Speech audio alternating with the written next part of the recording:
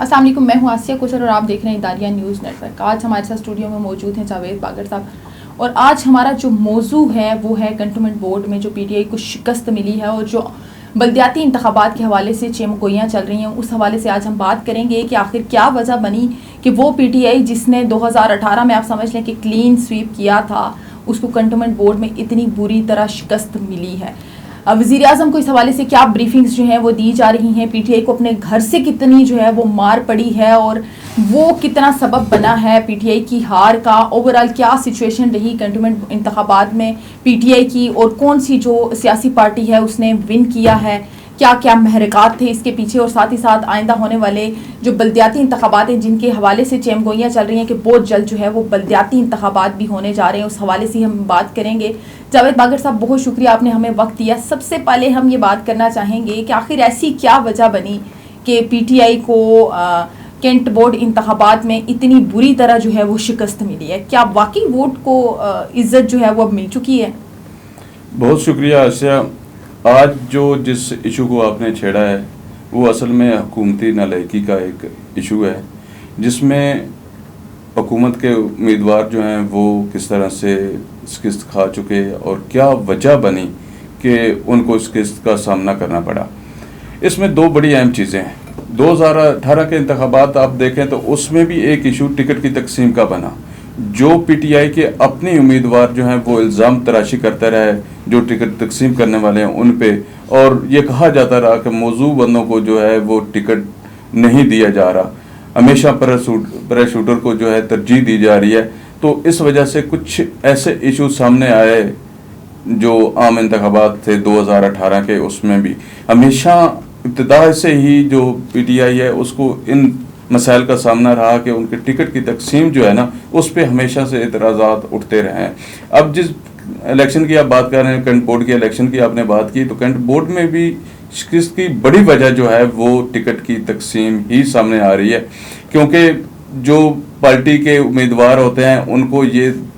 Party discipline में रहना ज़रूरी होता है। वो ये समझते हैं कि पार्टी डिसिप्लिन में ही रह के वो कामयाबी हासिल कर सकते हैं, लेकिन बाज़ दफ़ा ऐसी शख्सियात को टिकट दे दिया जाता है जो हल्के के नहीं होते, जो हल्के में हो नूर नहीं रखते होते, जो अवाम से मिले जुले नहीं होते, जिनको हम आम जबान में पैराशूटर कहते हैं कि वो उनके तल्लुकात ऊपर लेवल पे होते हैं, वहाँ से वो फ़ोन करवाते हैं और उनको टिकट मिल जाता है। लेकिन जो असल कारकुन होते हैं, जो असल वर्कर होते हैं, उनको टिकट से महरूम कर दिया जाता है, क्योंकि ये निचली सतह पे इंतखाबात का एक सिलसिला शुरू किया गया था जो कैंट बोर्ड का है। इस वजह से यहाँ पे जो आम वर्कर है उसको बिल्कुल नज़रअंदाज किया पीटीआई ने, जिसकी वजह बनी उनकी शिकस्त। क्योंकि एक हलके में अगर पीटीआई का नामजद उम्मीदवार एक है तो पीटीआई के जो दीगर लोग हैं जो इलेक्शन लड़ रहे हैं, जो मिलेगा, बिल्कुल जिनको ये उम्मीद थी कि उनको टिकट मिलेगा, लेकिन उन्होंने टिकट के असूल के लिए कोशिश जारी रखी और अपना जो वोट है मांगने का तरीक़ाकार वो पीटीआई से ही वाबस्ता रखा, क्योंकि वो पीटीआई के ही प्लेटफॉर्म से टिकट मांगते रहे। लेकिन जब टिकट की तकसीम हुई तो उन लोगों को टिकट नहीं मिले, लेकिन उन्होंने इलेक्शन लड़ने का फैसला किया। अमूमन बाज़ दफ़ा ये बड़ी एक प्रैक्टिकली बात है कि गुज़श्ता इलेक्शनों में मुस्लिम लीग नून भी इस तरह की प्रैक्टिस कर चुकी है। बाज़ हलकों में उनके जो उम्मीदवार हैं वो ये जब इंटरव्यूज़ होते हैं टिकट की तकसीम के लिए तो वो ये कोशिश करते हैं एक दूसरे को उनसे सबकत लेने की कि मेरा हलके में ज़्यादा असर व रसूख है। तो नून लीग भी एक वक्त में आम इंतखाबात में दो लोगों को ये कह देती थी, एक को टिकट दे देती थी तो दूसरे को कह देती थी कि अगर आप इलेक्शन जीत जाते हैं आप बेशक इलेक्शन लड़ें, उसको भी इलेक्शन लड़ने की इजाज़त दे दी जाती थी। तो इसी तरह पीटीआई की जो है, पीटीआई की तरफ से तो ये इजाज़त नहीं दी गई, लेकिन जो वर्कर हैं उन्होंने अपनी मेहनत के लिए जो है अपने जो आवाम से रब्ते का एक उनका सिलसिला है उसको मद्देनजर रखते हुए उन्होंने इलेक्शन लड़ा कि शायद वो जीत जाएंगे। लेकिन ये असल में एक दूसरे पे अदम एतमाद वाली बात होती है, टिकट की तकसीम पे अदम एतमाद होता है, और यही सबसे बड़ी वजह बनी पीटीआई के हारने की, क्योंकि पीटीआई के जो कैंट बोर्ड में हर वार्ड में जो उम्मीदवार थे वो एक से ज़्यादा थे। जब एक से ज़्यादा उम्मीदवार एक ही पार्टी के होंगे तो वो यकीनन जो है आसिया वो वोट अपनी ही पार्टी का ख़राब करेंगे। इसमें नून लीग ने बड़ी इस दफ़ा हिकमत अमली का मुजाहरा किया। उन्होंने टिकट की तकसीम जहाँ पे तजाद आया भी तो बहमी रजामंदी से उन लोगों को एक साइड पे किया और एक ही उम्मीदवार जो है वो सामने लाए और जिसकी वजह से वो कामयाब हुए हैं। अब इसमें देखें बागर साहब, जैसे आपने कहा पैराशूटर, बड़ी अच्छी आपने टर्म आज जो है वो यूज़ की है कि पैराशूटर्स को जो है वो टिकट्स दिए गए, तो ऑब्वियसली जो जेन्युइन कारकुन थे और जो जेन्युइन उनके सपोर्टर्स थे उनको भी मसला हुआ होगा। तो मुझे ये भी बताइएगा कि क्या समझते हैं कि इस हवाले से अगर पीटीआई कोई बेहतर स्ट्रैटेजी बनाती तो क्या ज़्यादा सीट्स निकाल सकती थी अगर इन लोगों को एक प्लेटफॉर्म पे लाया जा सकता? तो बिल्कुल, अगर पीटीआई जिस तरह इस दफ़ा नून लीग ने हिकमत अमली इख्तियार की या अपने ख्यालात, अपने जो पॉलिसी है उसको एक साइड पर रख के तो एक ऐसी हिकमत अमली बनाई जिसमें उन्होंने कामयाबी हासिल की। अगर पीटीआई के अब बहुत सारे ऐसे वार्ड्स हैं जिसमें पीटीआई के 3 से ज़्यादा उम्मीदवार थे, लेकिन वो तीनों अपनी अपनी जगह पे पीटीआई को ही लेके स्टैंड कर रहे थे। अगर वो 3 उम्मीदवार, मिसाल एक मैं देता हूँ कि 2600 वोट से एक मुस्लिम लीग नून का उम्मीदवार जीता है तो पीटीआई के 3 उम्मीदवार हैं। एक उम्मीदवार 1600 वोट लेता है, दूसरा 900 वोट लेता है, तीसरा 400 वोट लेता है। अगर उनको मजमूई तौर पे देखा जाए तो वो तीनों के जो वोट हैं वो पीटीआई के ही वोट हैं, लेकिन वो क्योंकि तकसीम हो गया था इस वजह से वो नाकाम हो गया। अगर वो एक ही जगह पे होते तो यकीनन उनको कामयाबी मिलती। मगर सब बड़ा ज़बरदस्त और दिलचस्प किस्म का ये मौजू है, इस पर बहुत सारी जो है वो बात की जा सकती है, लेकिन वक्त की कमी की वजह से हम मुख्तसर करेंगे। पीटीआई की जानिब से जो है वो वज़ीर आज़म को कल ब्रीफिंग भी दी गई है कैंट बोर्ड इंतखाबात के हवाले से। उस ब्रीफिंग में क्या कुछ जो है वो कहा गया है? देखें, जो वज़ीर आज़म से पंजाब की एक सियासी जो टीम है वो मिली है, तो उस हवाले से ज़राए का कहना है कि उस टीम ने पिछली नाकामी की बड़ी वजह जो है वो ये टिकट की तकसीम ही करार दिया है। उन्होंने ये बताया है कि हम बेहतर तरीके से टिकट की तकसीम शायद नहीं कर पाए, जिस वजह से हम जो अपने उम्मीदवार हैं उन्हीं का एतमाद हासिल नहीं कर सके और वो अपने ही उम्मीदवारों के खिलाफ खड़े हो गए। इस दफ़ा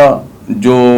आगे बलदियाती इंतखाबात की बात कर रही है तो इस पे वज़ीर आज़म ने कहा चलो ये तो जो चीज़ें हैं ये तो वक्त गुजर गया, अब आइंदा की राह अमली क्या अख्तियार करनी है। इस पे वज़ीर आला पंजाब को उस्मान बुज़दार को वज़ीर आज़म ने बलदियाती इंतखाबात की एक तो तैयारी का टास्क दिया कि आप बलदियाती इंतखाबात की तैयारी करें, और सबसे बड़ी बात जो उन्होंने की वो उन्होंने की कि उम्मीदवारों का इंतखाब जो है ना वो करें जो कारकुन हो, अच्छे उम्मीदवार और अच्छे किरदार के मालिक जो लोग हैं उनको सामने लाएं ताकि आवाम उनको देख सके और उनकी बात को सुन सके ताकि वो कामयाब हो सके। बाकी सब बातें तो इस पर ऑब्वियसली बड़ा ह्यूज टॉपिक है, इस पर काफ़ी सारी बातें जो हैं वो की जा सकती हैं। आखिरी हम आपसे कुछ सवाल जो हैं वो करना चाहते हैं। आवाम भी जानना चाहती है कि पीडीएम जो है वो अब एक बड़ा शो करने जा रही है। खान साहब की तरफ से तो इस तरह के बयान सामने आते रहते हैं कि जनाब मेरिट पर होंगी सारी चीज़ें, लेकिन पीटीआई के दौर में कितना मेरिट पे काम हुआ है ये आपको भी अंदाज़ा है और हमारे नाजरीन को भी अंदाज़ा है। अब पीडीएम के हवाले से बताइएगा कि एक बिग शो करने जा रही है पीडीएम, क्या देख रहे हैं फ्यूचर पीटीआई का सियासत में? देखें, पीडीएम के सरबराह जो हैं फजल रहमान साहब, उनका जब से ये पीडीएम कायम हुई है वो पीपल्स पार्टी की तजवीज़ पे कायम हुई थी, लेकिन कुछ इशू की वजह से पीपल्स पार्टी जो है उससे अलग हो गई और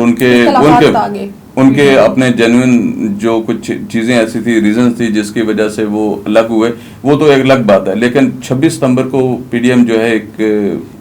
यहाँ पे इस्लामाबाद में एक कन्वेंशन करने जा रही है और उस कन्वेंशन में वो अपनी जो ताकत का मुजाहरा भी करेंगे और बड़ा शो करने की उनकी तैयारियां हैं, वो ये ज़ाहिर कर रहे हैं कि एक हम बहुत बड़ा शो करेंगे। तो उसमें जो फजल रहमान साहब हैं उनके पहले दिन से, क्योंकि आजकल वो असम्बली से बाहर हैं, तो उनकी सबसे पहली कोशिश ये है वो किसी न किसी तरीके से असम्बली में आ जाएं। तो उनका जो पहला मुतालबा है या जिस पे उनका ज़्यादा जोर है वो होगा इलेक्शन, कि इलेक्शन जल्द करवाए जाएं, और पहले दिन से उनका इसी बात पे जोर है कि इलेक्शन जल्द करवाए जाएं। एक तो उनका ये मुतालबा होगा, दूसरा जो उन्होंने बात की है कि जो इलेक्ट्रिक वोटिंग मशीन का एक बड़ा वाहवाला मचाया जा रहा है जिसपे इलेक्शन कमीशन को भी जो है तनकीद का निशाना बनाया जा रहा है और बाकी सियासी जमातों को भी। तो उन्होंने भी इस पे बात करते हुए उन्होंने कहा है कि इलेक्शन ये जो इलेक्ट्रिक वोटिंग मशीन का एक है, ये मौजूदा हुकूमत की धांधली का एक मंसूबा है, तो इसमें बहुत सारे मसाइल हैं, इसलिए इस धांधली के मंसूबे को हम किसी सूरत लागू नहीं होने देंगे। उसको तो यकसर जो है वो मुस्तरद कर दिया गया है। पीडीएम एक बड़ा शो जो है वो करने जा रही है, इस्लामाबाद के अंदर अब देखना ये है कि पीटीआई का सियासत में मुस्तकबिल क्या होगा, और जो चैम गोइयाँ चल रही हैं बल्दियाती इंतखाबात, इस हवाले से भी बहुत जल्द जो है वो तस्वीर क्लियर हो जाएगी कि आया इंतखाबात कबल अज़ वक्त होने जा रहे हैं कि नहीं। जावेद बागर साहब हमारे साथ मौजूद हैं। हम एक प्रोग्राम इस इशू पर दोबारा से फिर से ज़रूर करेंगे, डिटेल प्रोग्राम के पीडीएम की अब क्या स्ट्रेटजी होगी और पीटीआई को अपनी क्या स्ट्रेटजी रखनी चाहिए, और आइंदा जो इंतखाबात हैं उसमें पीटीआई को किस तरह से जो है वो तमाम कारकुनान को और अपने तमाम जो नुमाइंदे हैं उनको हैंडल करना पड़ेगा। अगर इसी तरह की सूरत हाल जो कि कैंट बोर्ड इंतखाबात में देखी गई है, अगर यही सूरत हाल बल्दियाती इंतखाबात में रखी गई तो यकीनी तौर पर जो है वो पीटीआई को शिकस्त का सामना करना पड़ेगा और बुरी तरह जो है वो शिकस्त का सामना करना पड़ेगा। जावेद बागर साहब ने हमें वक्त दिया, बहुत शुक्रिया जावेद बागर साहब। आइंदा आपके साथ इस इशू पर डिटेल में एक प्रोग्राम ज़रूर करेंगे। अगर आपने हमारा चैनल लाइक नहीं किया, शेयर नहीं किया, सब्सक्राइब नहीं किया तो अभी लाइक करें, शेयर करें और सब्सक्राइब करना ना भूलें, और साथ ही साथ कमेंट करके हमें ज़रूर बताएं कि आपके इर्द गिर्द जो कैंट बोर्ड के इंतखाबात हुए आपने उसमें क्या हिकमत अमली पीटीआई की देखी और क्या नून लीग की जो है वो हिकमत अमली देखी, और साथ ही साथ ये ज़रूर बताइएगा कि आप क्या समझते हैं कि पीटीआई को कैंट बोर्ड इंतखाबात में शिकस्त का सामना क्यों करना पड़ा। Thank you.